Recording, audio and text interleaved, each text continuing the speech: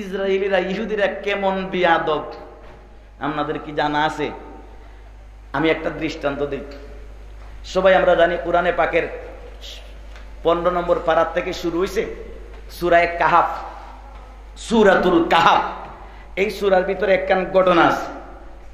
মুসা আলাইহিস সালাম আর খাজির আলাইহিস সালাম মিল্লা দুইজনের মিশ্রণে একসাথে একটা ঘটনা ঘটছে। লম্বা ঘটনাকে শর্ট করে বলতেছি, যতটুকু দরকার এতটুকু। মুসা আলাইহিস সালাম খাজির আলাইহিস সালাম একসাথে গেছেন এক এলাকায়, সফরে বের হয়েছেন, খিদা লাগছে।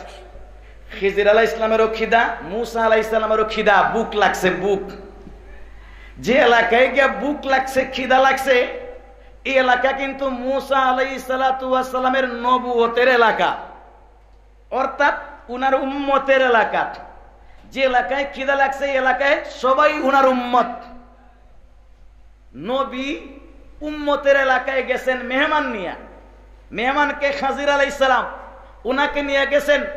খাজির আলাইহিস সালামকে বলতেছেন, দোস্ত চিন্তা কইরো না, এই সব তো আমার উম্মতের এলাকা, কোন ঘরে খাইবা? যেই ঘরে চাইবেন এই ঘরে। খাজির আলাইহিস সালাম বলেন, দোস্ত আপনার খুশি যেই ঘরে ইচ্ছা এদিকে নিয়ে এই ঘরে নিয়ে যান। মুসা আলাইহিস সালাম বললেন, আমার এই এলাকার আমার উম্মতের মাঝে একটা নেতা আছে, বড় আত্মালা, বড় দিলালা। আপনি গেলে এইরকম মেহমানদারি করবে আপনি কল্পনাও করতে পারবেন না। মুসা আলাইহিস সালাম বড় দিল নিয়া মেহমানরে গর্বের সাথে উৎসাহ দিয়া এই বাড়িতে নিয়ে গেছেন।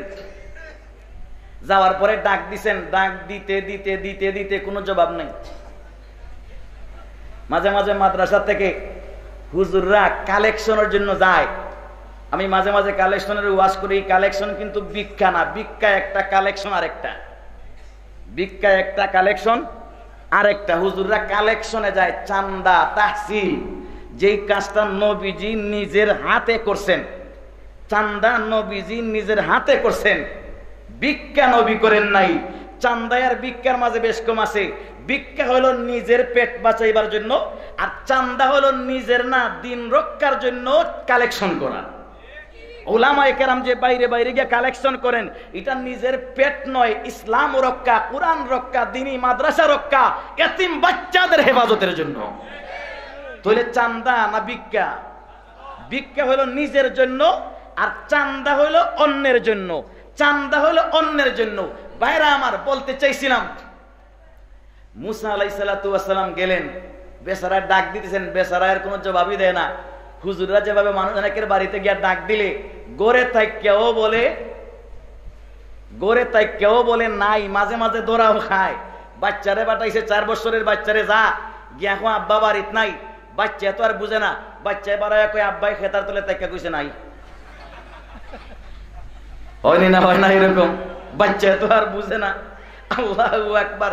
বাইরে আমার, মুসা আলাইহিস সালাম ডাক দিছেন, কে আসো, ঘর থেকে বেরো। অনেকক্ষণ পরে বের হলো, ডাক দিয়া বলে, কে আপনি?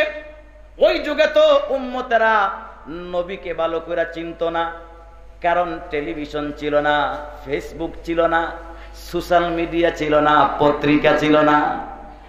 উম্মতেও ঠিক মতো নবীকে এইরকম চিনত না। আর আসলে এই বেচারা যেহেতু নবীর উম্মত চিনছে, কিন্তু নেতা যেহেতু চিন্নাও বলে, আপনি কে? বলে, আমাকে চেনো না, আমি তো মুসা, তোমার নবী, তুমি আমার উম্মত, এই এলাকার সবাই আমার উম্মত, তুমি আমারে চেনো না? জি হুজুর চিনছি। তাহলে আমরা দুইজন আসছি আজকে তোমার বাড়ির মেহমান। নবী বলছেন, উম্মত রে, আজকে তোমার বাড়ির মেহমান। উম্মতের জবাবটা কিরকম হওয়া দরকার ছিল? উম্মতের জবাবটা হয়েছিল, আল্লাহু আকবার, হুজুর আমার কপাল খুইল্লা গেছে, আমি যাকে পাওয়ার আশাই রাখি না উনি স্বেচ্ছায় আসছেন, এটা তো বড় ভাগ্যের ব্যাপার। উত্তরটা তো এরকম হওয়া দরকার ছিল, কিন্তু উত্তর এরকম না দিয়া মাথা নিচের দিকে দিয়া কয়, নবী নবীর জায়গায় বাড়ি যান। নবী নবীর জায়গায় বাড়ি যান। কিসের মেহমানদারি? প্রয়োজন হলে বাড়ি দিব, এই জায়গায় এইরকম মেহমানদারি চলে না। নবী হইলে কি হয়েছে? আচ্ছা সত্য একটা কথা বলে, আল্লাহ না করুক, এই মুসা আলাইহিস সালাতু ওয়াস সালাম যদি কথার কথা জীবিত থাকতেন, এখন জীবিত আছেন মিশরে, হঠাৎ কোন প্রোগ্রামে, পাঁটা কইনের প্রোগ্রামে মুসা নবী পাঁটা কইনের দাওয়াতে আসছেন। মুসা নবীরে দেখার জন্য আস্থা এই বাংলাদেশের মানুষ আসবে না? ঢাকার থেকেও হাজার হাজার মানুষ আসবে। মুসা নবী আসতেছেন, একটা বার দেখি। আচ্ছা, মুসা নবী এলাকায় আসবেন, উনি কি বলা লাগবে আমার খিদা লাগছে খাওয়াও? বরং আমার তো ধারণা ফাটা কইনের মুসলমান চুল ভিজাটা লইয়া বাড়াইব, এই মুসা নবীরে খাওয়াইবার লাগে যে কব ফার দিমু আমি খাওয়াইতাম। কথা বলেন ঠিক কিনা? কথা বলেন ঠিক কিনা? অথচ নবী কিন্তু আমাদের না, আমাদের নবী না হইলেও খাওয়াইবার জন্য আমাদের ভাড়া বাড়ি। যাদের নবী এর বাড়ি গেছেন তারপরেও খাওয়ায় না। কথা বলেন ঠিক কিনা? আদব না বিয়াদবি? আদব না বিয়াদবি?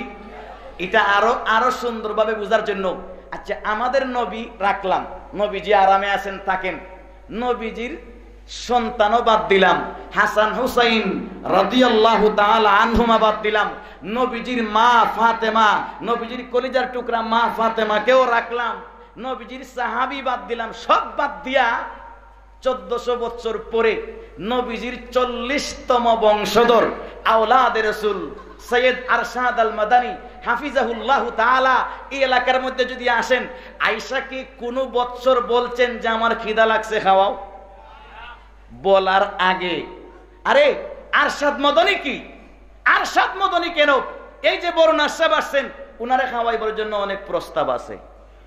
কথা বলেন ঠিক কিনা?